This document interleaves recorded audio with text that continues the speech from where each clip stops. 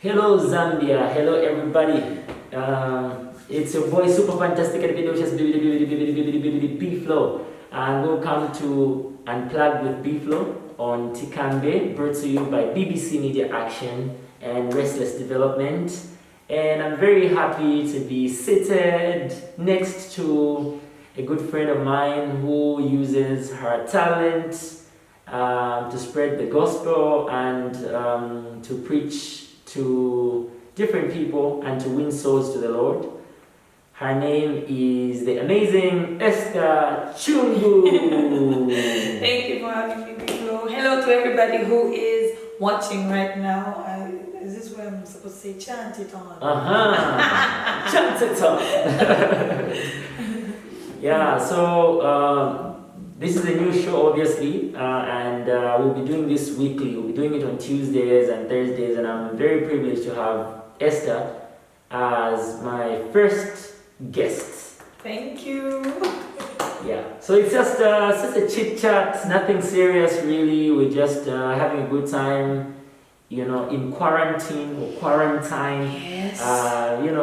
Just trying to keep each other busy. We know that it can be very boring to be home right now. For everybody, it's boring for us, it's boring for you, but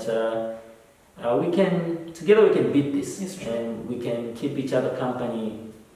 What better way of doing it than even adding some music? Woo! Amazing talents like her. Yeah. So those of you that have been following Tikambe, obviously you know that this is a project that talks about, choices, young people making the right choices, making informed choices, and, having access to correct information. There are all these youth-friendly spaces where young people are supposed to acquire all this information, and they are available around the country. And Tikambe is in provinces such as Central, Copper Belt, Lusaka province, and so we just use our space to talk to young people, encourage them, inspire them.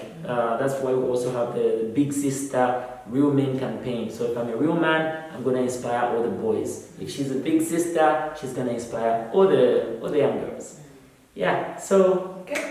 Esther, Yes. how have you been? I've been fine. I've been stressed. My voice is even going. Yeah, because you're not using it as much as you should. Exactly. So trying to get used to this new normal. Yeah. The COVID-19. Yeah.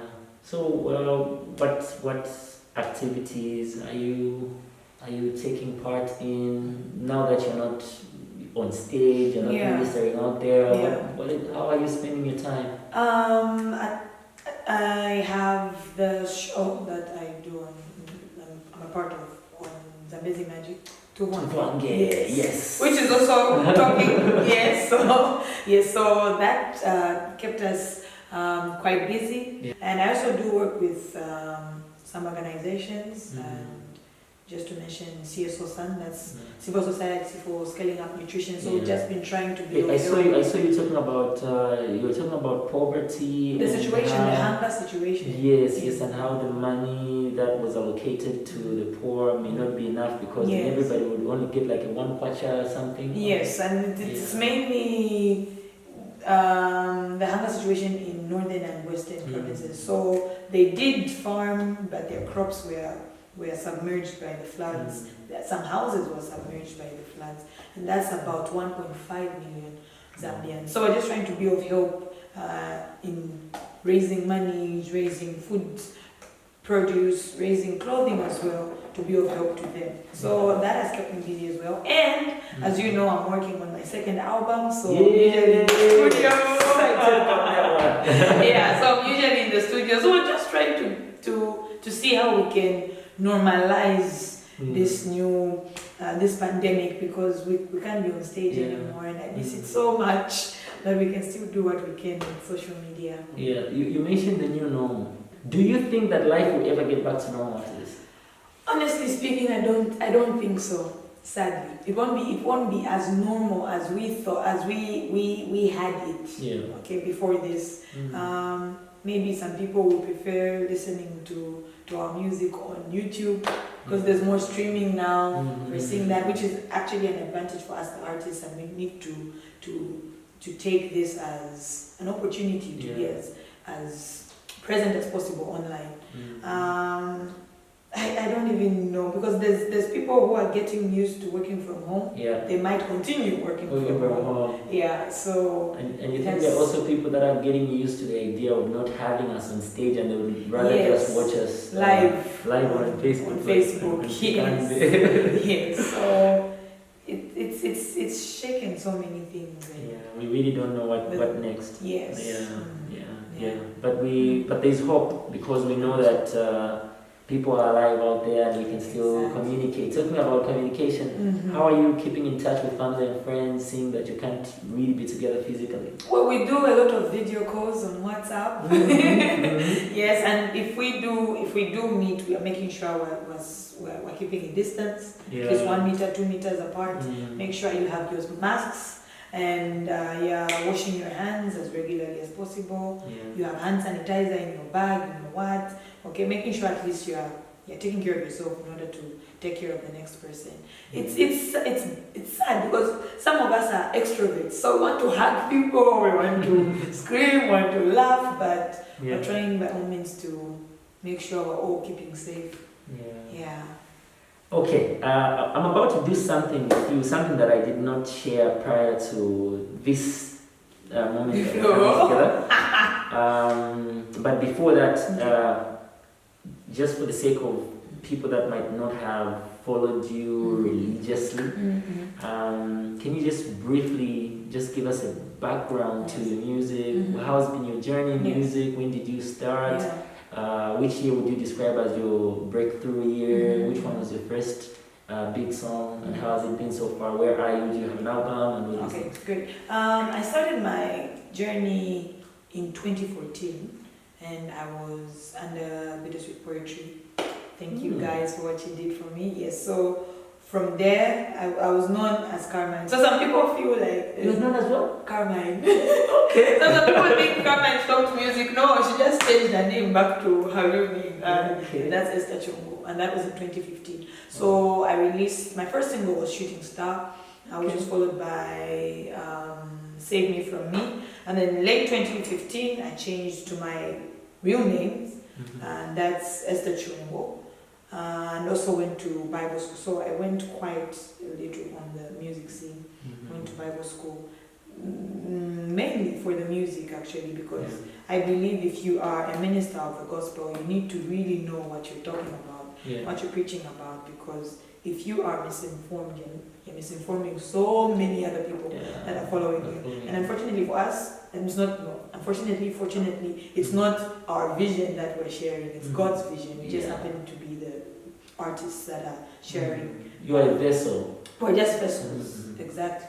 So from there, graduated in 2016 and also released my first album, my debut album in 2016, titled Mubanga. Now Mubanga is my surname. Mubanga means strength. It's a tree. A tree of strength. And so we find our strength in God and in who we really are by identity. And that was me getting back to my real name. That's ESTHER CHUNGU. Yes. I would say my breakthrough year would have to be, I think, 2018, because I saw so many other opportunities stem out. I got the opportunity to represent Zambia and Burundi at a peace concert called Pamoja Festival, and we're just emphasizing the importance of peace and living together, finding a way to, coexist in this world, because we are all here to be here, okay? I don't want to make you uncomfortable, Biflo, and there's no reason why somebody should make anyone uncomfortable for, living. And so, living with God, He loves each and every one of us, be it from every race, He made all of us at the end of the day. And so there is a possibility of us coexisting without any wars, without any unnecessary battles on earth. And so from there, we released some videos. I think the biggest song would be Jehovah, between Jehovah and Runaway Child. I don't know. We're always no, it's Runaway Child. No, it's Jehovah. Yes, and we released some. I can't remember that song. Videos. Paka Paka. That's the one that features Sakat. I love Paka Paka. So yes, that's the song. I'm so sorry. Yes, yeah. So I'm currently under the Kuatenga and Robert Marketing Management, and also being managed by my best friend Saranjani Chela. And right now we're working on the second album, which we'll be talking about online later soon. But that's keeping me quite busy. Do you have a title yet? I do have a title. It will be revealed soon. Okay. Yeah, so we've been quiet for 4 years in terms of releasing music, but we've been very much on the ground, doing some concerts, working with organizations. You've been working so hard. I think I've gotten to know you more during the few times that we have partnered or collaborated on different projects. You and I worked together alongside Ephraim and God's General during World AIDS Day for the national theme song, which was an honor for all of us to have been selected to do that. We recently also worked together on the European anthem. Ode to Joy, we were celebrating Europe Day. And many other things that are cooking in the background. It's been an honor getting to know you like that, and I've gotten to understand that it's beyond music. Like you're expressing yourself, and at the same time you are winning souls, and you have an amazing personality. Thank you so much. Likewise, did you know that people is actually a comedian? I'm always laughing whenever we meet. So thank you for being amazing, and thank you for being a big sister to the girls that are watching you right now. Yes. Make continue sure being that an inspiration. even as we are trying to normalize this new life, make sure you continue protecting yourself. You take care of yourself. Ask yourself the question: would I want to do what I'm about to do? And then ask yourself affect your future. Your future. We have this notion of, we're here for a good time, not a long time, as youths, as millennials. But imagine yourself maybe 50, 30 years from now. Wouldn't you want to be alive? You want to see your grandchildren grow. All right, So make sure the decisions you do today affect your future positively. Okay? Do what you can. Surround yourself with the right friends, who are helping you in good decision making. You know what? This is the part where I introduce what I wanted to, the surprise. To you it's a surprise because I didn't tell you that we're going to do this, but it's going to point to what you have just talked about now, like you're trying to give that word of encouragement to young girls out there. So I'm going to do it in this way.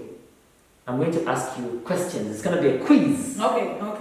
And then let's see how much, is it tricky? Let's see how much information she has about girls, decisions, relationships, and all these things. It's just a quick quiz. I'll give you options of answers. Then you tell me which one is true or which one is the correct answer. I'm going to read out a question here. It says, according to international technical guidance on sexuality education, there is no magic date to start sexuality education. Even preschool children can be given developmentally appropriate information. So, according to international technical guidance on sexuality education, there is no magic date to start sexuality education. Even preschool children can be given developmentally appropriate information, for example, to teach them about their bodies and to shape their thinking about gender equality. So, what is the right age to begin sexuality education? A, around 5 years old. B, around 8 years. C, around 12 years. D, around 18 years. And E, none of the above. That's a tricky one. I would say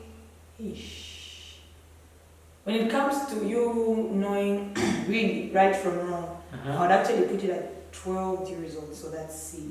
And that's just my personal view, because even when growing up, we were taught more about it during that time. And for me, having been grown in the church, it's abstinence iliche. And we need to talk more about it in the church, because I feel like we refrain from talking about it because it's a very touchy subject. And it's actually a challenge to me, because I'm trying to... So for me, I would say that. And I said it would be it's been challenging for me, because I would like to be the voice that speaks to even the young girls. And as much as we don't want to talk about it, I think we'll just continue, because I'm sure they can see, even as it connects. Yes. You will know that in the church we avoid so many topics because they're very tricky and very sensitive. Yes. So trying to see how I can be a big sister and making sure that we talk about these things and we are as open as possible. Abstinence is the motto for us, and it's very possible to still be cool and to wait for marriage but that's the realities are not everybody. So we make sure that you protect yourself, which is Biflo's expertise. So yeah, I would have said C, because I feel like by the time they're reaching 18, it's a little too late. Yeah. Okay, so so in the right answers, the question was, the right age to begin sexuality education is A, around 5 years, B, around 8 years, or around 12 years, or around 18 years, or none of the above. So none of the above is the correct answer, because even someone who is below 5 years needs to learn about their body. And when we talk about sexuality education, we're not talking about sex. Yeah. So according to international technical guidance on sexuality education, there is no magic date to start sexuality education. Even preschool children can be given developmentally appropriate information. For example, to teach them about their bodies and to shape their thinking about gender equality. Gender equality is also sexuality education. Yeah.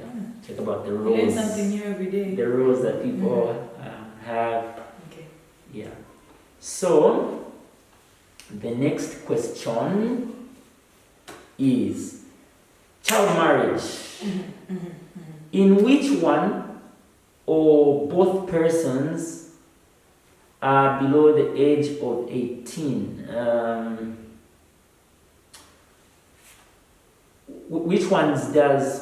In which age range does child marriage affect them the most? I'm trying to read the question properly. Child marriage, in which one or both persons below the age of 18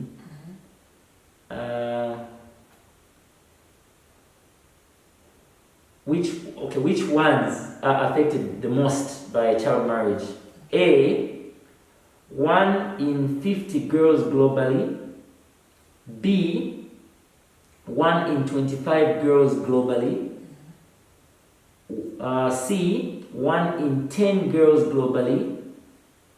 D, 1 in 5 girls globally. E, 1 in 2 girls globally.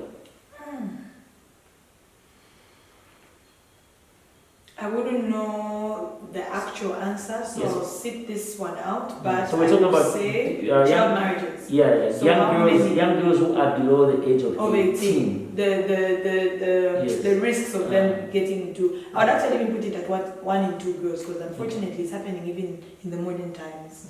And it's also a cultural thing which we should also deal with, because girls are not given a voice to express themselves. It's not about marriage. Marriage does not complete us. Marriage is not an achievement. And marriage slows us down, especially when you're young. You're below 18 years old. Why should you even be married? You're still a baby yourself. Okay? And we do have situations where I just heard last week or so, I was chatting to a friend, and she said there was this young girl who was in school and pushing hard, and she was just told one day, no, you're going to miss that. So the perpetrators are the parents, and the ones who are married, the children. Yeah. It's not that the children themselves want this. So it's our job to also protect them. Very true. Yeah. So the right answer is 1 in 5 girls globally. That's what globally. Yeah. So globally, it is estimated that 1 in 5 girls below the age of 18 gets married or is in other forms of union. In some countries, however, the proportion of girls married by the age of 18 is higher, 1 in 3. Yeah. Okay. Nice one. Have you heard about HPV? HPV, no, I haven't. The human papilloma virus. I have heard about it vaguely. Okay, so I'll tell you. I would advise for this not to be a question because I will not know anything. Okay, but I just want you to try it. Yes. I just want you to try it out. Okay. So the human papilloma virus HPV vaccine is an effective means of preventing which disease? The human papilloma virus HPV vaccine is an effective means of preventing A, breast cancer, B, uterine cancer, C, ovarian cancer, D, cervical cancer, E, all of the above, F, none of the above. I'll go with E. Let's see, what's that? E, A, B, C, D, E, all of the above. Okay, no, go through A again. What's A? Breast cancer. What's B? Uterine cancer. Then C is cancer of the ovarian cancer. Ovarian cancer. I'll still go with E, all of the above? Yes. Okay, good try. Good try, very good try. It's actually cervical cancer. Okay. Yes, so the HPV is passed on by a man to a woman. Oh, okay. Yes. Okay. Yeah. So when they talk about issues of circumcision, they say a man who's not circumcised is likely to carry the human papillomavirus and can pass it to their partner. Then they have cervical cancer. Yeah, that's the HPV. Nice. The last question is, what is the leading cause of death among 15 to 19-year-olds among the girls?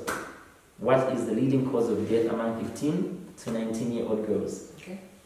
A, diarrheal diseases. B, pregnancy and childbirth complications. C, road injury. D, self-harm. E, tuberculosis. I'll go with pregnancy.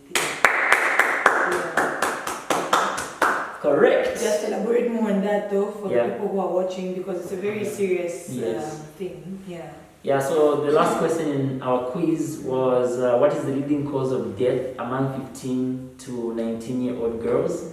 And the correct answer, which Esther has given, is pregnancy and childbirth complications. Remember we spoke about even child marriage. She said, how can a child have a child? You know, because they're still a child. Okay, so just to elaborate on this answer, the leading cause of death among 15 to 19-year-old girls is pregnancy and childbirth complications. Pregnancy and childbirth complications are the leading cause of death among 15 to 19-year-old girls globally, followed by self-harm, road injuries, then diarrheal diseases, and then tuberculosis.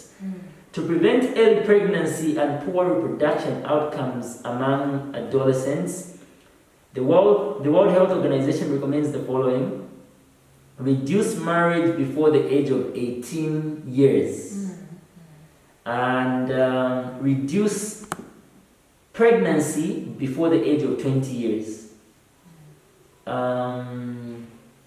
reduce coerced sex among adolescents, and reduce unsafe abortion among adolescents, and increase use of skilled antenatal, childbirth, and postnatal care among adolescents.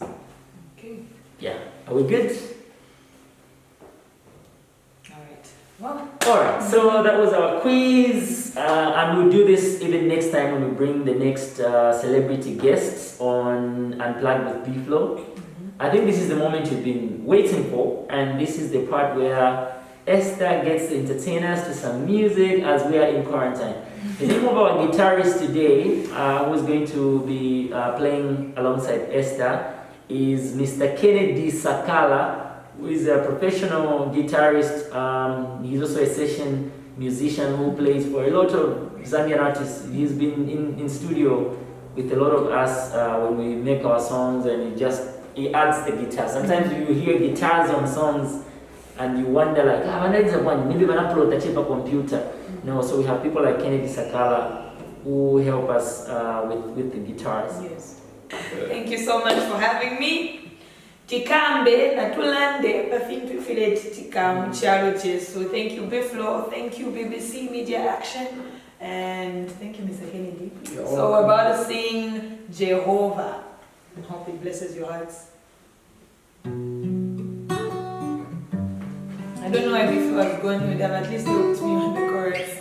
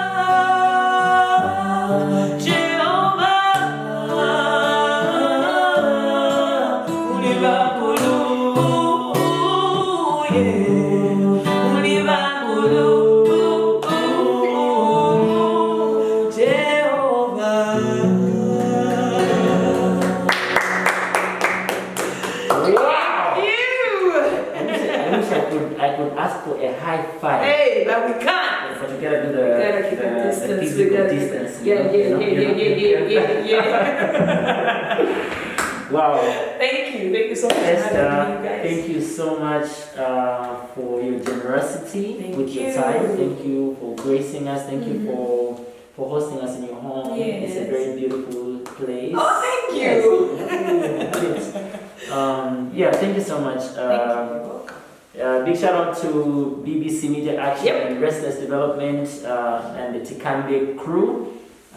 Big up Zelipa, big up Patricia, and everybody involved in the production, Terrence, and everyone. So it's been great. It has been great. I've learned so much. If you were given an opportunity to nominate the next guest, who would you nominate? I would nominate Wezi. Okay. Girl power. Girl power, I'm here.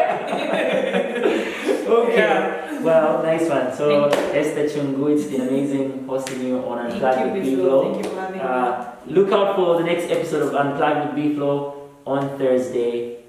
Big up yourself.